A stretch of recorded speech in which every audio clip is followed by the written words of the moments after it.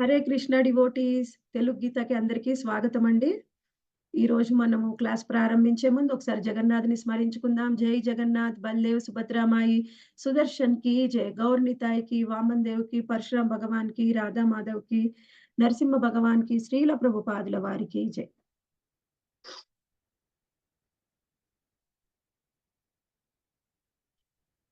ఓం అజ్ఞానతిమిరాంధస్య జ్ఞానాంజనశలాకయా చక్షురున్మిలితం येन తస్మై శ్రీగురవే నమః. నమో ఓం విష్ణుపాదాయ కృష్ణప్రేష్ఠాయ భూతలే శ్రీమతే భక్తివేదాంత స్వామిన్ ఇతి నామినే. నమస్తే సారస్వతే దేవే గౌరవాణి ప్రచారిణే నిర్విశేష శూన్యవాది పాశ్చాత్య దేశతారిణే. జయ శ్రీ కృష్ణ చైతన్య ప్రభో నిత్యానంద శ్రీ అద్వైత గదాధర శ్రీవాసాది గౌర భక్త వృంద. హరే కృష్ణ కృష్ణ కృష్ణ హరే హరే, హరే రామ రామ రామ రామ హరే హరే. 11వ అధ్యాయము విశ్వరూపంలో ఈరోజు 33 మరియు 34వ శ్లోకాల్ని చూద్దామండి.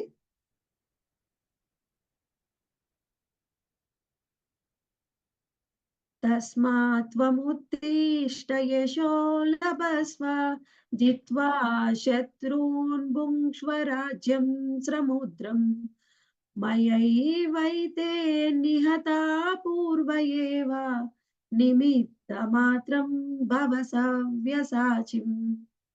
అందుచే లెమ్ము, యుద్ధ సన్నదుడవై కీర్తి నొందుము, శత్రువులను జయించి సర్వ సమృద్ధమైన రాజ్యమును అనుభవింపుము. ఓ సవ్యసాచి, నా పూర్వపు ఏర్పాటుచే వారందరును ఇదివరకే మరణించి ఉన్నందున ఈ యుద్ధమున నీవు కేవలము నిమిత్ర మాత్రుడవు కమ్ము. 44వ శ్లోకం అండి. ద్రోణంచ భీష్మంచ జయద్రథంచ కర్ణం తదాన్యానపి యోధ వీరాన్ మయా హతం స్వం జహిమా వ్యదిష్ట యుద్ధ స్వజేతాసి రణే సపత్నాన్. ద్రోణుడు, భీష్ముడు, జయద్రథుడు, కర్ణుడు, ఇతర యోధులందరూ నాచే ఇదివరకే సంహరింపబడిరి. అందుచే నీవు వారిని సంహరింపుము. ఏ మాత్రము వ్యధనొందక కేవలము యుద్ధమును నరింపుము. నీవు తప్పక నీ శత్రువులను యుద్ధమున జయింపగలవు. ఇక్కడ శ్రీకృష్ణ భగవానుడు 34వ శ్లోకంలో ఏం వివరిస్తున్నారంటే, మనకి ఆయన ఒకే విషయం చెప్తున్నారు. ఓ అర్జున, నువ్వు ఇంకా యుద్ధాన్ని మొదలుపెట్టి యుద్ధం చెయ్యి. ఎందుకంటే నువ్వైతే ఎవరినైతే శత్రువులని భావిస్తున్నారో ఇప్పటి వరకు వాళ్ళందరూ కూడా మరణింపబడ్డారు. ఎలా అంటే, నేను యుద్ధంలో ఏం జరుగుతుందో ముందే నిర్ణయించాను. కానీ ఇప్పుడు నువ్వు యుద్ధం చేసి కీర్తిని గడించు. అంటే ఇది నిర్ణయం చేసింది ఎవరు అంటే నేనే. కానీ నువ్వు ఇప్పుడు యుద్ధం చేయడం వలన ఈ కీర్తి అనేది నీకు వస్తుంది అని స్వయంగా శ్రీకృష్ణ భగవానుడు చెప్తున్నాడు. ఇప్పుడు మనం అనుకోవచ్చు, ఇప్పుడు ఎందుకని శ్రీకృష్ణ భగవానుడు అన్ని ముందే నిర్ణయం చేసినప్పుడు మరి ఎందుకని అసలు యుద్ధం చేయమని అర్జున్ని అడగాలి? ఆయన ఆల్రెడీ అన్ని చేశాడు కదా! మరి యుద్ధం చేయమని అర్జున్ని అడగాల్సిన అవసరం ఏంటి? ఇంకా ఆ పని కూడా శ్రీకృష్ణ భగవానుడే పూర్తి చేయొచ్చు కదా! అంటే శ్రీకృష్ణ భగవానుడు ఇక్కడ కోరుకుంటున్నాడు, యుద్ధము చేసి ఆ క్రెడిట్ నా భక్తుడికి ఇవ్వాలి అని కోరుకుంటున్నాడన్నమాట. శ్రీకృష్ణ భగవానుడు ఎప్పుడు కూడా అన్నీ చేసేది ఆయనే. కానీ క్రెడిట్ ఎవరికిస్తాడు అంటే తన భక్తులకి ఇస్తూ ఉంటాడు. ఇప్పుడు ఎలా అంటే, ఇప్పుడు మనం కూడా చిన్నప్పుడు పిల్లలకి స్కూల్స్‌లో యాక్టివిటీస్ ఉంటాయి. ఎంత చిన్నప్పుడు ఉంటాయంటే కొంతమంది పిల్లలకి ఎల్‌కేజీ, యూకేజీ, ఫస్ట్ క్లాస్ నుంచే యాక్టివిటీలుంటాయి. వాళ్ళకసలు ఏమీ చేయడం రాదు. అయినా కానీ స్కూల్‌లో మిస్సులు ఇస్తుంటారు. పిల్లలు తీసుకువెళ్ళి సబ్మిట్ చేస్తూ ఉంటారు. అది ఎలా అంటే ఆ పిల్లల బదులు అన్ని తల్లిదండ్రులే చేస్తారనమాట. తల్లిదండ్రులే చేసి అది పిల్లలకిస్తారు. పిల్లలు పోయి స్కూల్‌లో మిస్‌కి సబ్మిట్ చేస్తే క్రెడిట్ పిల్లలకొస్తుంది. అందరికీ తెలుసు. మిస్‌కి తెలుసు, పిల్లలకి తెలుసు, పేరెంట్స్‌కి తెలుసు. అది చేసింది పేరెంట్సే అని. కానీ ఎవరికిస్తున్నారు? ఎంతో సంతోషంగా ఆ క్రెడిట్ పిల్లలకిస్తున్నారు. అంటే పిల్లలకొస్తుంది అక్కడ మిస్ ముందల చాలా బావుంది నీ ప్రాజెక్టు. నువ్వు చాలా బాగా చేశావు." అంటే ఏం కోరుకుంటున్నారంటే, ఏ విధంగా తల్లిదండ్రులు పిల్లలకి ఆహ్, వీళ్ళు చేసి దాని యొక్క కీర్తిని పిల్లలకి ఏ విధంగా ఇస్తున్నారో, భగవంతుడు కూడా అన్నీ తానే చేసి కీర్తిని మాత్రము భక్తులకిస్తూ ఉన్నాడనమాట. ఆ విషయాన్ని మనము అర్థం చేసుకోవాలి. అర్థం చేసుకోకుండా ఎవరైతే మేమే చేస్తున్నాము అన్నీ అని భావిస్తూ ఉంటారో, అది ఏం జరుగుతుంది? అంటే ఒకసారి నారద మహాముని దేవతల్ని కలవడానికి వెళ్లారంట. అప్పుడు దేవతల యొక్క మనోభావం ఎలా ఉంది అంటే, దేవతలందరూ అనుకుంటున్నారు, అన్నీ మేమే చేస్తున్నాం. అంటే ఇప్పుడు చూడండి, వరుణ దేవుడుంటాడు, అగ్ని దేవుడుంటాడు, ఇంద్రుడుంటాడు. ప్రతి ఒక్క డిపార్ట్‌మెంట్‌కి ఒక దేవుడుంటాడు. ఒక దేవీ దేవతల్ని అందరిని నిర్ణయించాడు స్వయంగా శ్రీకృష్ణ భగవానుడే. అప్పుడు వాళ్ళేమనుకుంటారంటే, అన్నీ మేమే చేస్తున్నాం. మరి భగవంతుడేం చేస్తున్నాడు? ఆయనేం చెయ్యట్లేదు అనే భావన వచ్చేస్తుంది. అలాంటప్పుడు ఒక్కసారి నారద మహాముని చెప్పాడన్నమాట. సరే అన్నీ మీరే చేస్తున్నారనే భావన మీకొచ్చింది గదా! సరే అయితే ఇప్పుడు కుశగ్రాసం యొక్క ఒక గడ్డి పోచని నేనక్కడ ఉంచుతాను. కావాలంటే ఎవరైనా దీన్ని కదపవచ్చు అని చెప్తారనమాట. అయితే ఏంటి? మేమింత గొప్ప దేవతలమయ్యుండి మాకెంతో శక్తి సామర్థ్యాలు ఉంటే, నారద మహాముని గడ్డి పోచను కదపమంటున్నాడేమిటి? సరే అయితే అది ఒక్క నిమిషంలో పని. చాలా సులభమైందిచ్చాడు. అని ఫస్ట్ ఎవరండి? వరుణుడు. అంటే ఆయన వాయుదేవుడు ముందుగా వాయుదేవుడు ముందుగా దాన్ని కదపాలి అని అనుకున్నాడన్నమాట. తన యొక్క శక్తి సామర్థ్యాల్ని ఉపయోగించి గాలిని పంపించాడు. ఫస్ట్ కొంచెం పంపించాడు. తర్వాత ఎక్కువ పంపించాడు. ఎంత గాలి వీచినా గాని గడ్డిపోచ కదలట్లేదు. అలానే ప్రతి ఒక్క దేవతలు కూడా అందరూ కూడా ప్రయత్నం చేశారు. ఎవరు కూడా గడ్డిపోచని కదపలేకపోయారు. వాళ్ళందరూ ఆశ్చర్యపోయారన్నమాట. ఏమిటి? మా శక్తి సామర్థ్యాలు గడ్డిపోచను కూడా కదిలించలేవా? అని. అప్పుడు నారద మహాముని పొయ్యి ప్రార్థించాడన్నమాట. సరే ఇప్పుడు మీ శక్తి అయిపోయింది గదా! ఇప్పుడు నేను భగవంతుడిని ప్రార్థిస్తాను. ఓ స్వామి, ఓ శ్రీకృష్ణ భగవానుడా! నువ్వు ఒకవేళ కావాలి అనుకుంటే ఇప్పుడు ఈ గడ్డి పోచని కదిలించు. నువ్వు అనుకుంటే కదిలించు. అని ఎప్పుడైతే నారద మహాముని ప్రార్థించాడో, వెంటనే ఆ గడ్డి పోచ లేచి అటు ఇటు తిరగడం మొదలుపెట్టిందనమాట. అప్పటినుంచి చెప్తూ ఉంటారు. మామూలుగా మనకి తెలుగులో సామెత ఉంటుంది. ఈశ్వరుడి ఆజ్ఞ లేకపోతే ఏమి జరగదు అంటే గడ్డి పోచ కూడా కదలదు. అంటే ఎంత చిన్న పనైనా శివుడి ఆజ్ఞ లేనిదే చీమైనా కుట్టదు. అంటే అక్కడ ఈశ్వరుడు అని అర్థం. అంటే భగవంతుడు యొక్క ఆ ప్రేరణ లేకుండా, ఆయన తలుచుకోకుండా ఒక చిన్న చీమ కూడా కుట్టదు. ఒక చిన్న గడ్డి పోచ కూడా కదలదు. ఈ విషయాన్ని మనం అప్పుడు ఎప్పుడైతే అర్థం చేసుకుంటామో, అప్పుడు భగవంతుడు ఏం కోరుకుంటున్నాడో దాని ప్రకారంగా మనము ఎలైన్ అయిపోతామంట. అంటే భగవంతుడు ఏం చేయాలనుకుంటున్నాడో అదే మనము కూడా చేస్తే, చేసేది భగవంతుడే. కానీ ఆ క్రెడిట్ ఎవరికిస్తాడు? అంటే భక్తులకిస్తాడన్నమాట. అలా ఇప్పుడు భగవంతుడు ఎన్నో సార్లు అన్నీ ఆయనే చేసి భక్తులకి ఆ క్రెడిట్‌నిస్తూ ఉంటాడు. ఒకసారి శ్రీల ప్రభుపాదుల వారు కీర్తన చేస్తూ ఉంటే, ఆ పక్కన ఉన్న శిష్యులందరూ కూర్చొని ఉన్నారంట. వాళ్ళందరూ తరువాత కీర్తన తర్వాత అంటూ ఉన్నారు ప్రభుపాదుల వారితోని. "ప్రభుపాద మీరే గ్రేట్ అందరికంటే. అందరు ఆచార్యుల కంటే మీరే గ్రేట్. ఎందుకంటే మీరు ఒక్కరే 10, 12 సంవత్సరాల్లోనే 108 మందిరాల్ని ప్రపంచమంతా స్థాపించారు. మీ గురువుల యొక్క గురువులు భక్తి వినోద్ ఠాకూర్ కానీ, భక్తి సిద్ధాంత సరస్వతి ఠాకూర్‌లు కానీ ఇంత గొప్ప కార్యం చేయలేకపోయారే! మీరే గొప్ప కార్యం చేశారు కాబట్టి మీరే గ్రేట్ అంటారన్నమాట. అప్పుడు లేదు. అలా ఎప్పుడు కూడా భావించకూడదు. వాళ్ళు కావాలనుకుంటే వాళ్ళు ఒకే నిమిషంలో ప్రపంచం మొత్తంలో ఉన్న వాళ్ళందరిని కూడా భక్తులుగా మార్చగలరు. కానీ వాళ్ళేమనుకున్నారు అంటే, వాళ్ళన్నీ సిద్ధం చేసి ఉంచారు. నేను ఆ కార్యాన్ని పూర్తి చేయడం వలన, ఆ మొత్తము కీర్తిని నాకు ఇచ్చారు. వాళ్ళు చెయ్యలేక కాదు.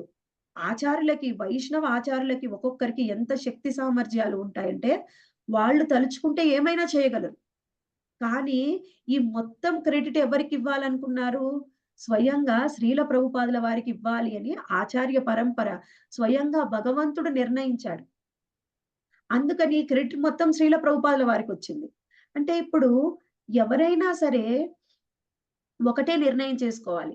శ్రీకృష్ణ భగవానుడు ఏం కోరుకుంటున్నాడో అదే మనం చెయ్యాలి.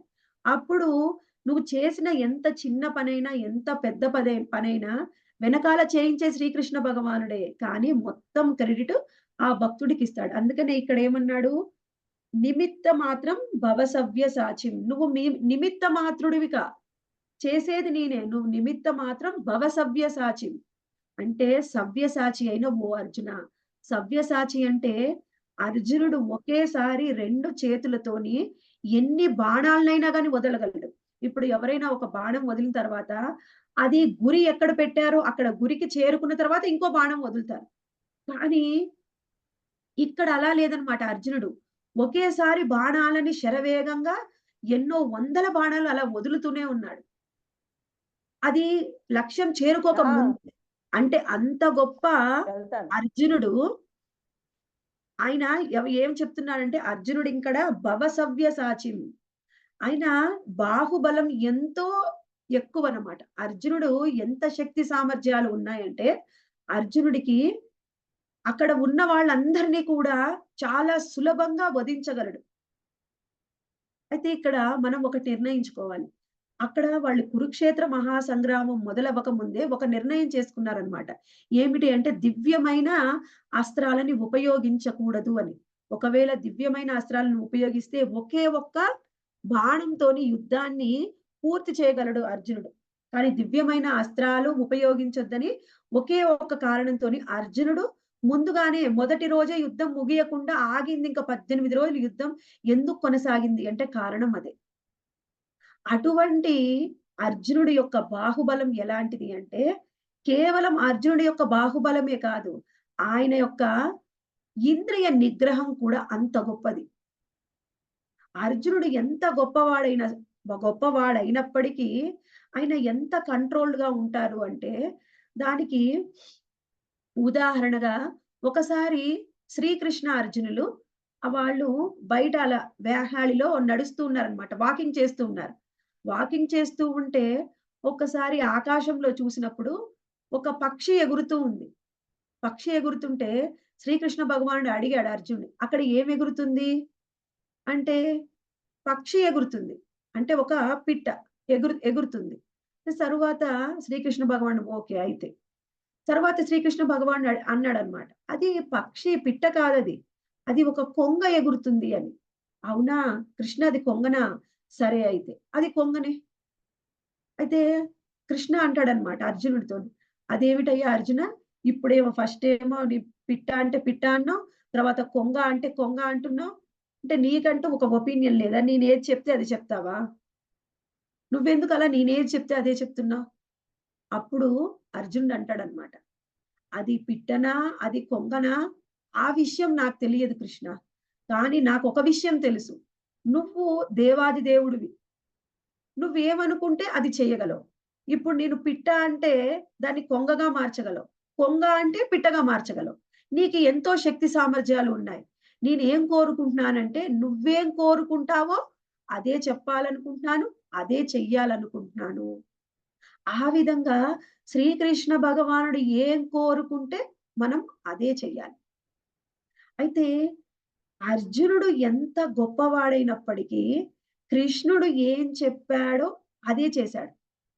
ఇప్పుడు మనము ఉదాహరణగా చూడవచ్చు. ఇప్పుడు ఒకవైపు ఇప్పుడు మనం చూస్తాం చూడండి టగ్ ఆఫ్ వార్ అంటే తాడు లాగుతూ ఉంటారు. ఒకవైపు కొంతమందుంటారు. ఒకవైపు కొంతమందుంటారు. ఓ బలమైన తాడు ఉంటుంది. 2 వైపులా ఇద్దరు కూడా లాగుతూ ఉంటారు. అప్పుడు ఎవరైతే బలమైన వ్యక్తి ఉంటాడో అటువైపు, బలహీనమైన వ్యక్తి ఉన్న వైపు రెండో వైపు అనుకోండి. ఎవరు గెలుస్తారు? ఇప్పుడు మీకెవరికైనా నిర్ణయం చెప్పారనుకోండి. మీరు ఏ వైపు ఉంటారు? బలమైన వ్యక్తి వైపా? బలహీనమైన వ్యక్తి వైపా? చాలా సులభంగా గెలవాలి అంటే మనం ఏం నిర్ణయం చేసుకుంటాం? బలమైన వ్యక్తుల వైపు ఉంటాం మాతాజీ. బలమైన వ్యక్తి అంటే సులభంగా గెలవచ్చు. అందరికీ తెలుసు. ఈ తాడుగుంజ ఈ ఆటలో ఎవరు బలంగా ఉంటే వాళ్ళే గెలుస్తారు. నీకెన్ని తెలివితేటలు, ఇంకెన్ని స్కిల్స్ అయినా ఉండొచ్చు. కానీ ఇక్కడ బలమే కావాలి. అలాగే మనకు కూడా భౌతికమైన లోకంలో ఎలా ఉంది అంటే, ఒకవైపేమో శ్రీకృష్ణ భగవానుడున్నాడు. ఇంకో వైపేమో మాయ ఉంది. మనం శ్రీకృష్ణ భగవానుడిని ఎంచుకోవాలా? మాయని ఎంచుకోవాలా? శ్రీకృష్ణ భగవానుడిని ఎంచుకోవాలి. కానీ మనమేం చేస్తున్నాం? మాయని ఎంచుకుంటున్నాం. మాయని ఎంచుకోవడం వలన స్వయంగా శ్రీకృష్ణ భగవానుడే భగవద్గీత చెప్తూ ఉన్నా, స్వయంగా శ్రీకృష్ణ భగవానుడే కళ్ళ ముందు ఉన్నా, ఆయన అర్థం చేసుకునే శక్తి సామర్థ్యాలు లేవు. శ్రీకృష్ణ భగవానుడు భగవద్గీత యొక్క సారంగా ఏం చెప్తున్నాడు? సర్వధర్మాన్ పరిత్యజ్య మామేకం శరణం వ్రజ. అహం త్వాం సర్వ పాపేభ్యో మోక్షయిష్యామి మా శుచః. నువ్వు అన్ని ధర్మాలని విడిచి నువ్వు నన్నే శరణాగతి పొందు. ఎప్పుడైతే నువ్వు అన్ని ధర్మాలని విడిచి నాకే శరణాగతి పొందుతావో, ఇంతకు ముందు జన్మల్లో నీకు ఎన్ని పాపాలు ఉన్నప్పటికీ అన్ని పాపాలని తీసివేస్తాను, నీకు మోక్షాన్ని ఇస్తాను అని శ్రీకృష్ణ భగవానుడు భగవద్గీత సారాంశంగా చెప్తున్నాడు. అయితే అభక్తుల విషయాన్ని వదిలిపెట్టండి. మనం ఇంకా సాధక భక్తులం. సాధక భక్తులం మనము కూడా ఈ విషయాన్ని 100% స్వీకరించలేకపోతున్నాం. భగవద్గీతలో శ్రీకృష్ణ భగవానుడు చెప్పింది ఒకటే. భగవద్గీతలో శ్రీకృష్ణ భగవానుడు రెండే మాటలు చెప్పాడు. ఒకటేమిటి? కృష్ణుడు మరియు శరణాగతి. అదే సర్వధర్మాన్ పరిత్యజ్య అంటే అదే. శ్రీకృష్ణ భగవానుడికి శరణాగతి పొందు. ఆ విషయాన్ని కూడా మనం చేయలేకపోతున్నాం. కారణం ఏమిటి? మనలో ఉన్న అహంకారం. మనలో ఉన్న అహంకారము ఎంతగా ఉంది అంటే, స్వయంగా కృష్ణుడే చెప్తూ ఉన్నా, ఆయనకి మనం శరణాగతి పొందలేకపోతున్నాం. మన అహంకారము మనం చెప్పట్లేదు బయటికి నాకు అహంకారం లేదు అని అనుకుంటున్నాము. కానీ ప్రతి ఒక్కరిలో కూడా అది ఎంతో కొంత ఉంది. అందుకనే శ్రీకృష్ణ భగవానుడికి సర్వస్వ శరణాగతి మనం ఎవరము కూడా కాలేకపోతున్నాము. ఇప్పుడు మనమందరం ఎవరము? బద్ధ జీవాత్మలం. భగవద్ధామం నుంచి ఇక్కడికొచ్చాం. మనమందరం ఇక్కడికి ఎందుకొచ్చాము? ఎంతో కొంత తప్పుని మనమందరం కూడా చేశాం. చెయ్యబట్టే మనం ఇక్కడికొచ్చాం. ఒకవేళ చెయ్యకపోతే మనం ఇక్కడికొచ్చేవారిమే కాదు. మనం ఏమనుకుంటున్నాం? మనం చేసిన తప్పేమిటి? శ్రీకృష్ణ భగవానుడే దేవాది దేవుడు. అన్నీ ఆయనకే చెందాయి. ఆయనే భోక్త. మనం ఆయనకి సేవకులము అనే ఈ విషయాన్ని మనం ఒప్పుకోలేకపోగా, కృష్ణ భగవానుడు కాదు భోక్త. నేను కూడా భోక్తనే అనే భావన ఎంతో కొంత ఉండబట్టే మనమందరం కూడా ఈ భూమి మీదకి వచ్చాం. లేకపోతే అసలు ఈ భూమి మీదకే రాము. అంటే ఇప్పుడు ఇక్కడ ఉన్న వాళ్ళందరం మనమందరం బద్ధజీవులం అంటే జైల్లో ఉన్న ఖైదీల్లాంటి వాళ్ళం. ఆ ఖైదీ ఎలాంటి వాడు? అంటే ఇప్పుడు మనం చూడండి ఖైదీల్లో కూడా కొంతమంది ఉంటాయి. కేటగరీస్ ఉంటాయి. ఏమిటి? ఫస్ట్ నంబర్ 1 ఖైదీ అంటే వాళ్ళు టెర్రరిస్టులు లాంటి వాళ్ళుంటారు. నంబర్ 2 ఏదో దొంగతనాలు, దోపిడీలు. ఇంకా తర్వాత నంబర్ 3 అంటే అది వాళ్ళు చిన్న చిన్న తప్పులు చేసి వచ్చినవారు. అంటే జైల్లో వీళ్ళందరూ రకాల వాళ్ళుంటారు. కానీ అందరూ ఖైదీలే. ఇప్పుడు మనం కూడా అలానే. శ్రీకృష్ణ భగవానుడు దేవాది దేవుడని ఎంతగా ఒప్పుకుంటున్నామో దాన్ని బట్టి మన నంబర్ ఉంటుంది. అది మనం ఒప్పుకోలేకపోతున్నాం కాబట్టే ఇంకా ఇక్కడ ఉన్నాం. అయితే ఈ మొత్తము విశ్వరూపం చూపించడంలో కూడా ఫస్ట్ ఏం చేశాడు శ్రీకృష్ణ భగవానుడు? విశ్వరూపం చూపించినప్పుడు అర్జునుడికి చెప్పాడు.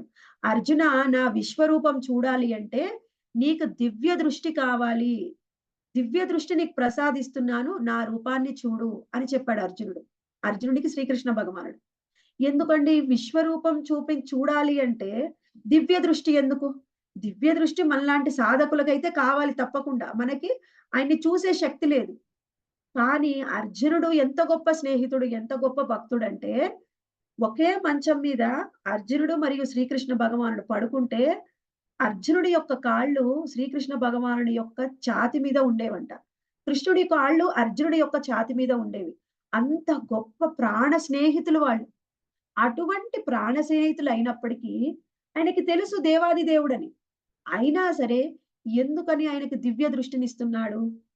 ఎవరైనా సరే ఎక్కువగా సాన్నిధ్యము, ఎక్కువగా దగ్గరయ్యామనుకోండి, వాళ్ళ యొక్క గొప్పతనాన్ని మనము అర్థం చేసుకోలేము. వాళ్ళ యొక్క గొప్పతనం అర్థం చేసుకోలేక, మన పక్కనే ఉన్న సామాన్యుడే అనే భావన వస్తుందనమాట. యశోదామాతకు కూడా యశోదామాతకు కూడా శ్రీకృష్ణ భగవానుడు తన యొక్క రూపాన్ని, విశ్వరూపాన్ని చూపిస్తాడు. బ్రహ్మాండమంతా తన యొక్క నోరులోనే చూపిస్తాడు. యశోదామాత ఏమనుకుంటుందంటే, అయ్యో! ఏం గాలి సోకిందో నా కొడుక్కి, లోపలంతా అంత విశ్వమంతా కనిపిస్తుంది అనుకుంటుంది తప్ప, ఆయన దేవుడు అనేది గమనించదు. ఎందుకంటే నా పుత్రుడు దేవాది దేవుడని ఆమె ఒప్పుకోలేకపోతుంది. అలానే మన పరిస్థితి కూడా ఉంది. ఎలా అంటే ఇప్పుడు మనమందరం ఉన్నాం. మనందరికీ స్వయంగా మన గురువులు మన కళ్ళ ముందే ఉన్నారు. కళ్ళ ముందే ఉన్నప్పటికీ వాళ్ళు ఎన్నో ఇన్‌స్ట్రక్షన్స్, ఆదేశాలు మనకిస్తున్నారు. ఒక సాధక భక్తుడు ఎలా ఉండాలి? భగవద్ధామం చేరుకోవాలి అంటే మీరు ఏమేం పాటించాలి అని చెప్తూ ఉన్నారు. స్వయంగా శ్రీల ప్రభుపాదుల వారు తన భాష్యం రూపంలో చెప్తున్నారు. ఆచార్యులు గురు పరంపరలో ఉన్నవారు ఎంతో మంది చెప్తున్నారు. కానీ మనం ఏమనుకుంటున్నామంటే, నా కళ్ళ ముందు కనిపిస్తున్నాడు. నాలాగనే 2 చేతులు, 2 కాళ్ళు ఉన్నాయి. నాలాగనే శరీరం ఉంది. ఆయనెలా గొప్పవాడవుతాడు? గొప్పవాడే. కానీ ఆ 100% మనం ఒప్పుకోం. ఎందుకంటే 100% ఒప్పుకోవడానికి మన కళ్ళ ముందు కనిపించే లోపు వాళ్ళని తక్కువగా చూస్తున్నాం. అలా మనం తక్కువగా చూస్తామని స్వయంగా శ్రీకృష్ణ భగవానుడు దివ్య చక్షువుల్నిచ్చాడు అర్జునుడికి. నువ్వు నన్ను స్నేహితుడిగా భావిస్తున్నావు. ఇప్పుడు చూడు. నేను దేవాది దేవుడిని. నా యొక్క విశ్వరూపం చూడు అని చూపిస్తున్నాడు కృష్ణుడు. అంటే కృష్ణుడు చూపించే విశ్వరూపం అర్జునుడికొక్కడికేనా? మనందరికీ చూపిస్తున్నాడు. అయితే ఈ విశ్వరూపంలో శ్రీకృష్ణ భగవానుడు ఏం చూపించాలనుకుంటున్నాడో మనకెలా అర్థమవుతుంది? అసలు మనకు సంస్కృతమే రాదు. మనకెలా అర్థమవుతుంది? ఆయన యొక్క భావం ఏమిటి? ఎవరైతే శ్రీకృష్ణ భగవానుడి మనసులో ఏముందో అర్థం చేసుకొని మనకు చెప్తారో అప్పుడు మనకర్థమవుతుంది. వాళ్ళే ఆచార్యులు. ఆచార్యులు శ్రీకృష్ణ భగవానుడి యొక్క మనసుని అర్థం చేసుకొని యథాతథంగా మనకు చెప్తారు. అప్పుడు దాన్ని మనం పాటించాలి. అప్పుడు నిమిత్త మాత్రం భవ సవ్యసాచి. మనము కూడా నిమిత్త మాత్రంగా గురువు ఏం చెప్తాడో అది చేస్తే, మొత్తమును చేసినప్పుడు ఫలితమంతా ఎవరికిస్తాడు? మనకే ఇస్తాడు. మనము చేసే ఏ సేవ అయినా చేసేది, చేయించేది అన్ని శ్రీకృష్ణ భగవానుడే. కానీ ఆ క్రెడిట్ మాత్రము మనకిస్తున్నాడనమాట. ఎప్పుడైతే ఆ క్రెడిట్‌ని మనము తీసుకోవడానికి సిద్ధంగా ఉండాలి అంటే, ఏం చేయాలి మనము? ఇప్పుడు మనము కృష్ణుడితో పాటు నడవాలి. ఇప్పుడు ఎవరైనా సరే, ఇద్దరు కలిసి నడవాలి అంటే ఏం చేయాలి? వాళ్ళకి ఏదైనా ఒక విషయంలో కామన్‌గా వాళ్ళ ఇష్టాలు కలిసి ఉండాలి. ఇప్పుడు ఇద్దరు మాంసాహారులున్నారనుకోండి, భోజన ప్రియులు బాగా. వాళ్ళిద్దరికీ ఎక్కడ ఏ మంచి హోటలుంది, ఏ హోటల్‌కి పోతే మంచిగా భోజనం దొరుకుతుంది వాళ్ళకి తెలుస్తుంది. వాళ్ళిద్దరు అనుకోని కలిసి వెళ్తారు. ఎక్కువగా తాగుబోతులున్నారనుకోండి, వాళ్ళిద్దరు కూడా కలిసి తాగుతారు. అంటే వాళ్ళిద్దరు కూడా ఎక్కడికి వెళ్ళాలి? ఏం కొనాలి? ఎక్కడ కూర్చోవాలి? అనే విషయంలో వాళ్ళిద్దరికి సదభిప్రాయం ఉండాలి. ఏకాభిప్రాయం. అప్పుడే వాళ్ళు కలిసి ఆ పని చేయగలరు. ఒకవేళ అభిప్రాయం కలిసి లేదనుకోండి, ఒకతను ఒక హోటల్ అంటే, ఇంకొకతను ఇంకొక హోటల్ అంటే, వాళ్ళిద్దరూ కలిసి ముందుకు వెళ్ళలేరు. ఏకాభిప్రాయం ఉండాలి. మనం ఏం పొందాలనుకుంటున్నామో, ఎక్కడికి చేరాలనుకుంటున్నామో, అందులో ఏకాభిప్రాయం ఉండాలి. ఏకాభిప్రాయం ఏమిటి? శ్రీకృష్ణ భగవానుడు ఏం కోరుకుంటున్నాడో, అదే విధంగా మనము కూడా సాధన చెయ్యాలి. ఆ విధంగానే భక్తులందరూ ఉండాలి. అయితే కృష్ణ భగవానుడు ఏం కోరుకుంటున్నాడు అనేది భగవద్గీతలో ఎన్నో సార్లు చెప్తూ ఉన్నాడు. అయినా మనకు అర్థం కాకపోతే చెప్పడానికి మనకు ఆచార్యులున్నారు. మనమేం చెయ్యాలి? ఆచార్యుడు ఏం చెప్పాడో అదే చెయ్యాలి. ఆచార్యుడి యొక్క మనసులో ఏముందో అదే మన మనసులో కూడా ఉండాలి. అదే మన కోరిక కూడా అయ్యి ఉండాలి. అప్పుడు ఆటోమేటిక్‌గా ఆచార్యుడు సంతృప్తి చెందితే శ్రీకృష్ణ భగవానుడు కూడా సంతృప్తి చెందుతాడు. అప్పుడు మనము కృష్ణుడిని చేరుకోవడం, కృష్ణధామానికి వెళ్ళడము చాలా సులభమవుతుంది. నువ్వు కృష్ణధామం వెళ్ళకముందు ఇక్కడ చేసే ప్రతి ఒక్క సేవలో యొక్క కీర్తి కూడా స్వయంగా కృష్ణుడే మనకిస్తాడు. అప్పుడు ఇచ్చినప్పుడు నేనే గొప్పదాన్ని, నేనే అన్ని చేశాను. ఆ భావన ఉండకూడదు. మనకెలాంటి భావన ఉండాలి? అన్నీ కూడా శ్రీకృష్ణ భగవానుడే చేస్తూ ఉన్నాడు. నాతో చేపిస్తూ ఉన్నాడు అనే భావన ఉండాలి ఒక భక్తుడికి.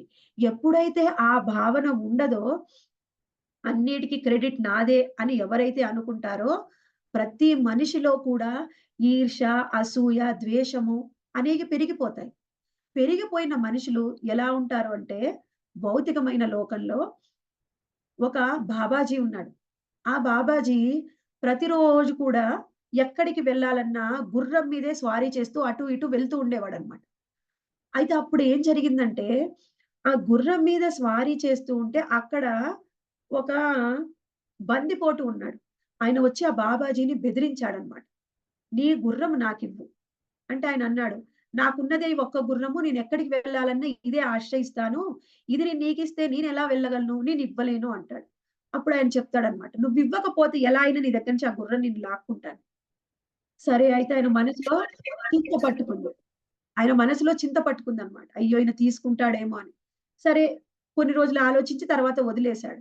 తర్వాత ఒకరోజు ఆయన గుర్రం మీద వెళ్తుంటే, ఒక వ్యక్తి వణుక్కుంటూ వచ్చాడు గొంగళి కప్పుకొని. ఆయన చాలా "నాకు ఆరోగ్యం బాలేదు. నేను చలికి వణుకుతూ ఉన్నాను. నన్ను నాకు కొంచెం నువ్వే సహాయం చేయాలి. నువ్వు ఎలా అయినా కానీ నన్ను హాస్పిటల్‌కి తీసుకొని వెళ్ళు. ఏదైనా ఒక వైద్యుడి దగ్గరికి తీసుకొని వెళ్ళు" అని అడుగుతాడన్నమాట. అయితే సరే అని వెంట ఏం చేస్తాడు ఆయన చెయ్యిచ్చి ఆయన్ని గుర్రం మీద కూర్చోబెట్టుకుంటాడు. కూర్చోబెట్టుకోగానే వెంటనే ఆ బందిపోటు తన యొక్క ఈ గొంగళి తీసేసి ఆ బాబాజీనే ఆ గుర్రం నుంచి కిందకి నెట్టేస్తాడన్నమాట.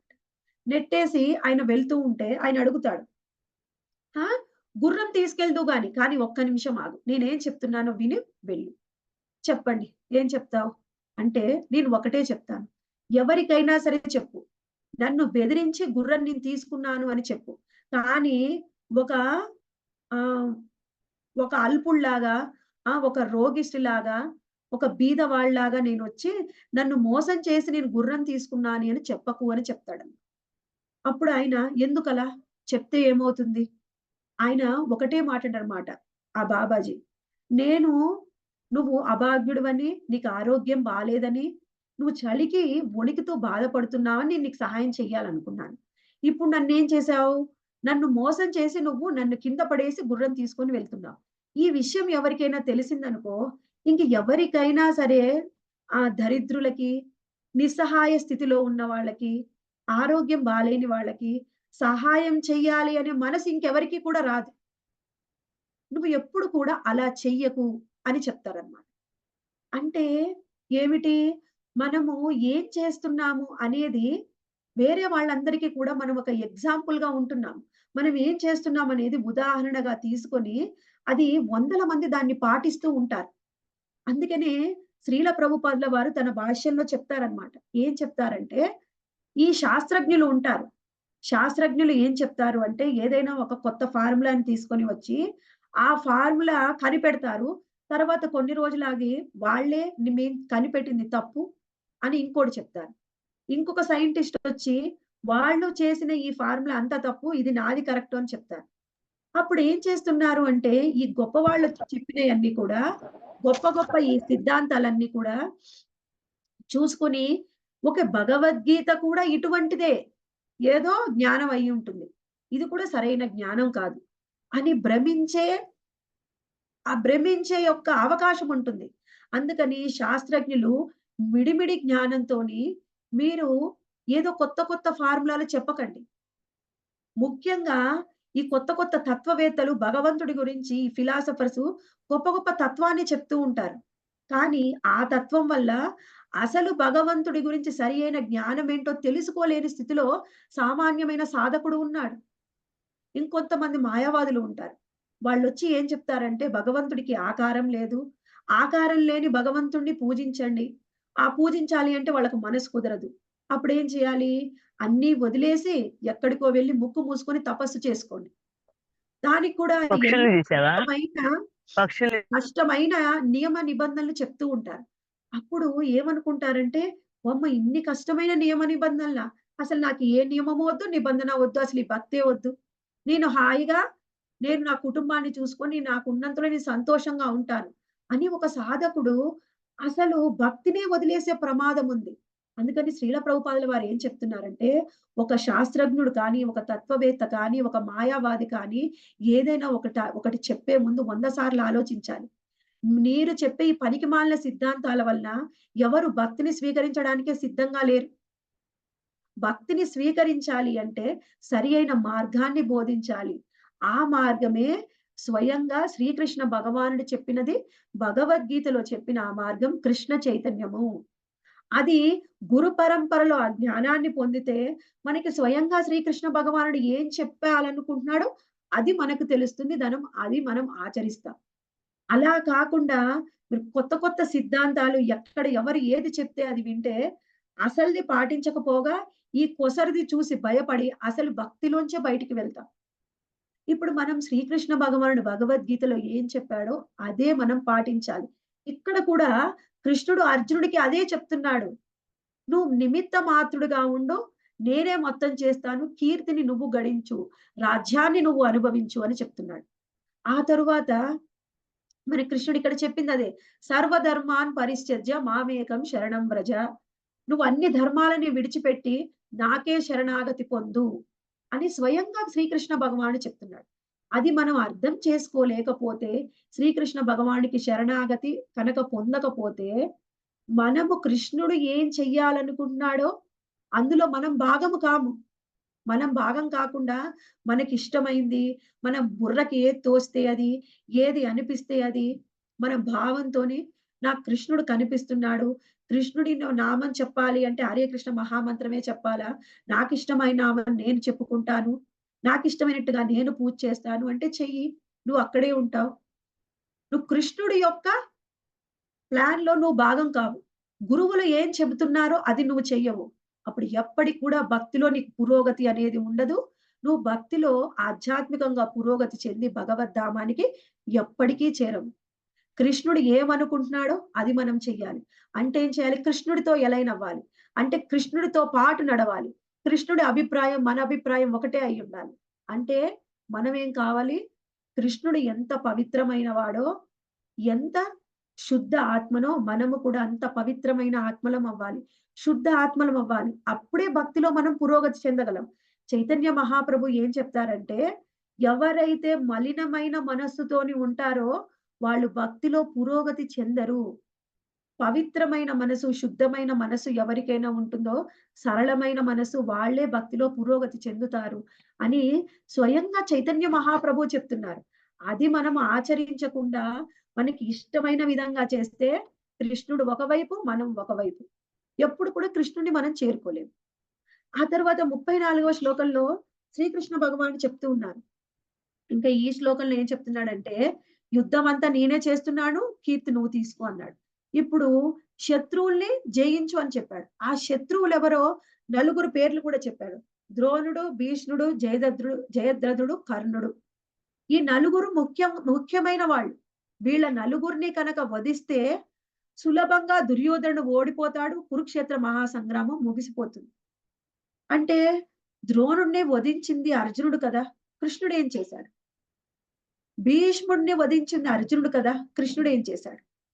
అంటే ఇక్కడ మనము భీష్ముడు ఎప్పుడైతే యుద్ధంలో ఉన్నాడో, అర్జునుడు భీష్ముడిని చంపడానికి వెనకాడుతూ ఉంటే, అర్జునుడిని ఏం చేశాడు శ్రీకృష్ణ భగవానుడు? ఈ భీష్ముడు ఈ విధంగానే యుద్ధం చేస్తే ఒకే రోజులో యుద్ధం ముగిసిపోతుంది. అర్జున సరే అయితే నేనే ముగించేస్తాను యుద్ధాన్ని రథచక్రాన్ని తీసుకొని వచ్చాడు. అప్పుడు అర్జునుడొచ్చి కాళ్ళు పట్టుకొని బతిమాలాడు. కృష్ణ నువ్వేం చేయకు నేనే యుద్ధం చేస్తా. నేనే వధిస్తా. సరే అయితే వధించు. ఎప్పుడైతే భీష్ముడిని ప అంపశయ్య మీద పడుకోబెట్టాడో అర్జునుడు, అంటే చేసింది ఎవరు? అర్జునుడు. చేయించింది ఎవరు? కృష్ణుడు. కృష్ణుడు ఏం చెప్తే అర్జునుడు అది చేశాడు. ఆయన చెప్పకపోతే ఆయన ఈ విధంగా చేసేవాడే కాదు. ఎప్పుడైతే భీష్ముడు యుద్ధంలోంచి ఇంక పోయి పక్కనే అంపశయ్య మీద పడుకున్నాడో, ద్రోణాచార్యుడు ఏం చేశాడంటే, నేను దివ్యమైన అస్త్రాలను వాడను అని చెప్పిన తర్వాత దివ్యమైన అస్త్రాలను ఉపయోగించడం మొదలుపెట్టాడు. ఒకవేళ దివ్యమైన అస్త్రాలు ఉపయోగిస్తే ఒకే రోజులో యుద్ధం ముగిసిపోతుంది. అయితే అప్పుడు ఏం చేయాలి? కృష్ణుడు పొయ్యి అడిగాడు యుధిష్ఠిర మహారాజుని. "నువ్వు వెళ్లి అశ్వత్థామ అతః కుంజరః అని చెప్పు.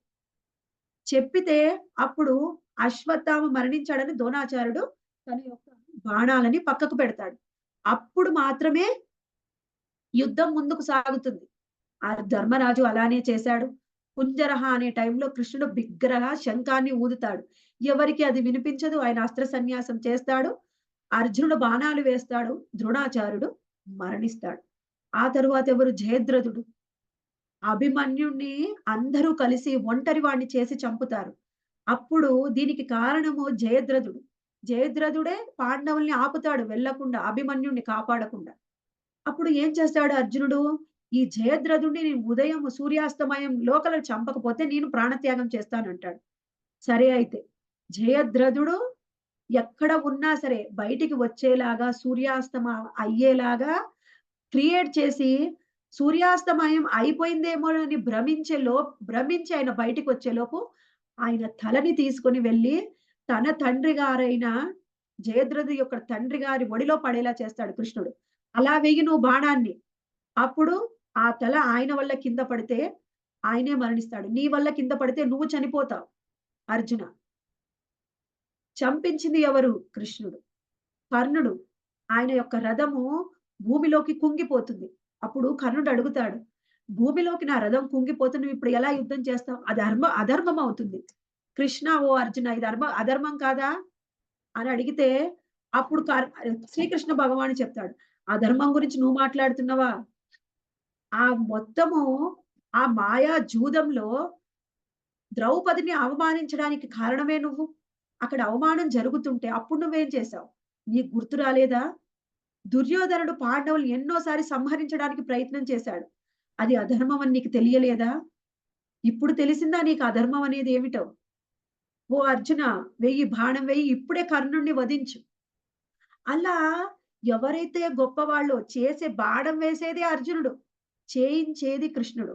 అన్ని దగ్గరుండి చేయించి చెప్తున్నాడు.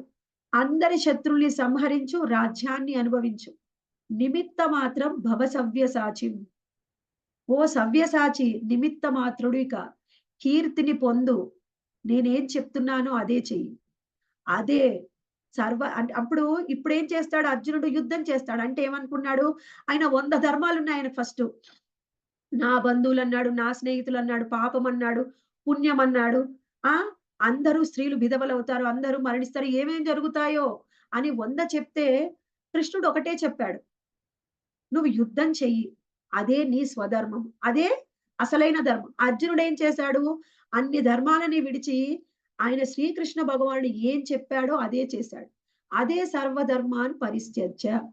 ఎప్పుడైతే అలా ఉంటామో శ్రీకృష్ణ భగవానుడు ఏం చెబుతాడో ఆ విధంగా చేస్తామో మనము నిమిత్త మాత్రులుగా ఉంటాం. అన్నీ చేసేది కృష్ణుడే. అన్నీ ఆయనే చేసి క్రెడిట్ మాత్రం మనకిస్తాడు. అంటే ఏమిటి? మనం కూడా ఏదైనా సేవ ఇచ్చారనుకోండి మన సీనియర్సు, ఆ సేవ చేసేటప్పుడు మనం ఒకటే అనుకోవాలి. ఆచార్యుడైన మన గురువు కానీ, మన సీనియర్స్ ఏమన్నా సేవ ఇస్తే ఏంటి? చేయించేది అంతా వాళ్ళే, చేసేది నేను. పేరు కొంచెం నేను చేయడం వలన మొత్తం కీర్తి నాకిచ్చేస్తారు. ఎందుకిస్తారు ఆచార్యులు? వాళ్ళు చేయలేక కాదు. శ్రీకృష్ణ భగవానుడు తలుచుకుంటే ఒకే రోజులో మొత్తము ప్రపంచంలో ఉన్న వాళ్ళందరినీ భక్తులుగా మార్చగలడు. కానీ ఆ క్రెడిట్ మనకిచ్చాడు. నువ్వెళ్ళు ఎవరికైనా చెప్పు. నువ్వెళ్ళు ఒక పుస్తకాన్ని వితరణ చెయ్యి. అదేం గొప్ప విషయం కాదు. అన్ని వాళ్ళు చేయగలరు ఆచార్యులు. వాళ్ళెంతో గొప్పవాళ్ళు. కానీ మనని ఇన్వాల్వ్ చేసి కీర్తి మనకివ్వాలనుకుంటున్నారు. మనలో ఉన్న అనర్థాలు తీసేయాలనుకుంటున్నారు. మనని భగవద్ధామానికి తీసుకొని వెళ్ళాలనుకుంటున్నారు. వాళ్ళు ఏం చెప్పారో అది కళ్ళు మూసుకొని చేయడమే. గొప్పగా సొంత తెలివితేటలు నేను గొప్పవాడిని, నాకెన్నో తెలివితేటలున్నాయి. నా తెలివి ప్రకారం, నాకిష్టమైన ప్రకారం నేను సేవలు చేస్తాను. దానివల్ల నువ్వు నీ గొప్పతనం చూసుకొని నువ్వు ఇక్కడుండిపోవడమే గాని ఎప్పటికీ భగవద్ధామం చేరవు. భగవద్ధామం చేరాలి అంటే గురువు ఏం చెప్తున్నాడు, కృష్ణుడు ఏం చెప్తున్నాడు అది నువ్వు చేయడమే. నిమిత్త మాత్రం భవ సవ్యసాచిం. ఆ విధంగా శ్రీకృష్ణ భగవానుడు 34 మరియు 34వ శ్లోకాల్లో వివరించాడు. రేపేం చెప్పబోతున్నారు శ్రీకృష్ణ భగవానుడు అనేది రేపు తెలుసుకుందాం మాతాజీస్. Any questions or comments? Hare Krishna. Hare Krishna. మాతాజీ ధన్యవాద ప్రణామాలు. బాగా ఎక్స్ప్లెయిన్ చేశారు మాతాజీ, బాగా అర్థమైంది. మాతాజీ, ఇది వీడియో కొంచెం ఈ రోజు వీడియో ఇప్పుడు మీరు చెప్పింది కొంచెం పెడతారా మాతాజీ? ఎందుకంటే రికార్డింగ్ నేను ఫస్ట్ నుంచి వినలేకపోయాను. పొద్దున్న ఇన్విజిలేషన్ చూపుతాను. ఓకే మాతాజీ, పెడతాం మాతాజీ. యూట్యూబ్ థ్యాంక్ లో యూ. అప్లోడ్ చేయగానే నేను పంపిస్తాను. Okay, thank you Mataji. Mataji, ఈ రోజు మా అక్క బర్త్డే మాతాజీ. ఒకసారి హరే రామ్ మహామంత్రి మాతాజీ, మీ అక్క పేరు మాతాజీ? లావణ్య.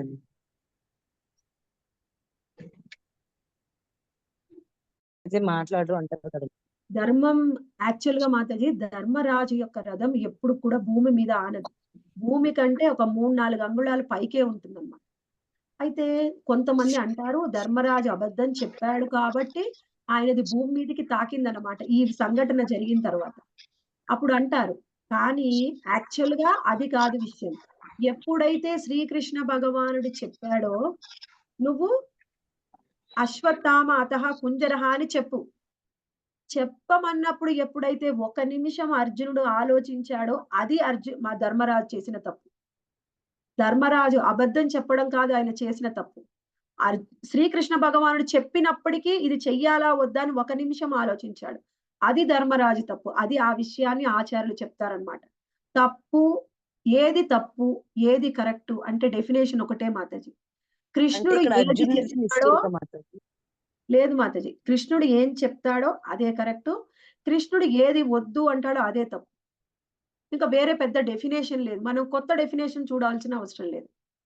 ఓకే మాతాజీ. ఎప్పుడైతే మాతాజీ అశ్వత్థామ అత కుంజరః అంటే యుద్ధంలో ఒక ఏనుగు పేరు కుంజరః అనేసి ఆ మీనింగ్ కూడా వచ్చేటట్టుగా అన్నారు అన్నట్టుగా కూడా అవును మాతాజీ, అదే మీనింగ్. కుంజరః అంటే ఏనుగు. అంటే ఆయన అశ్వత్థామ మరణించాడు కానీ అది కుంజరః అంటే అది ఏనుగు. అందుకని అది అబద్ధం ఆడినట్టు కాదు అన్నట్టుగా అనిపిస్తుంది అని అన్నారు. అబద్ధం ఆడినట్టు కాదని అలా చెప్పిస్తాడు కృష్ణుడు. కానీ అసలు ఆ టైంలో చెప్పాల్సిన పని కాదు కదా ఏనుగు గురించి అక్కడ చెప్పాల్సిన పని కాదు కదా మాతాజీ అలాంటప్పుడు. ఎందుకంటే ఎప్పుడైతే ధర్మరాజు ఆయన ఆ విధంగా ఆలోచిస్తున్నాడు కాబట్టి కృష్ణుడు అలా చెప్పించాడు. ఆ ధర్మరాజు కోసం ఆ పని చేయించాడు.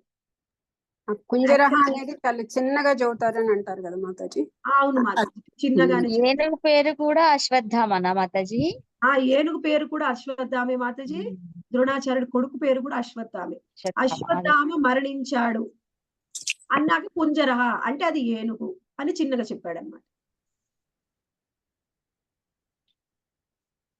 హరే కృష్ణ మాతాజీ. హరే కృష్ణ. అర్జునుడు ఏ విధంగా అయితే కృష్ణ భగవానుడు తన గురువుగా సంపూర్ణ శరణాగతి పొందాడో ఇంకా ఎటువంటి సంశయం అనేది లేకుండా ఆయన చెప్పినట్టుగా చేసుకుంటూ వెళ్ళిపోయారు. అలాగే మేము కూడా మా గురువులైనటువంటి వాళ్ళు ఏది చెప్పినా కూడా దానిలో మనం 10 రకాలుగా ఇది ఇలా కదా అది అలా కదా అని ఆలోచించకూడదు. దాన్ని వాళ్ళు చెప్పింది తూచా తప్పకుండా మేము కూడా పాటించాలి అని ఈ రోజు అర్జునుడి ద్వారా మేము తెలుసుకోగలిగాం మాతాజీ. మీరు చెప్పినట్టుగా ఇప్పుడు కృష్ణ భగవానుడు అక్కడ ఆయన కుంజరః అని అబద్ధం ఆడిచ్చారని మనం అనుకుంటున్నాం కరెక్టే గాని అది ఒక విధంగా మీరు తప్పు కూడా కాదు మాతాజీ. ఎందుకంటే అక్కడ ధర్మం జరగాలి, ఆయన అక్కడ వధింపబడాలి. కృష్ణుడి యొక్క ఆజ్ఞ అది. ఆయన ధర్మం ఏదో అధర్మం ఏదో కృష్ణుడికి తెలుసు. సో ఆయన చెప్పారంటే మనం సంశయించనే కూడదు. ఇక్కడ అయితే మీరు చెప్పినట్టుగా ధర్మరాజు సంశయించడమే ఆయన యొక్క పొరపాటు అనేది ఈరోజు తెలుసుకోగలిగాం మాతాజీ. థ్యాంక్ యూ మాతాజీ. హరే కృష్ణ. హరే కృష్ణ.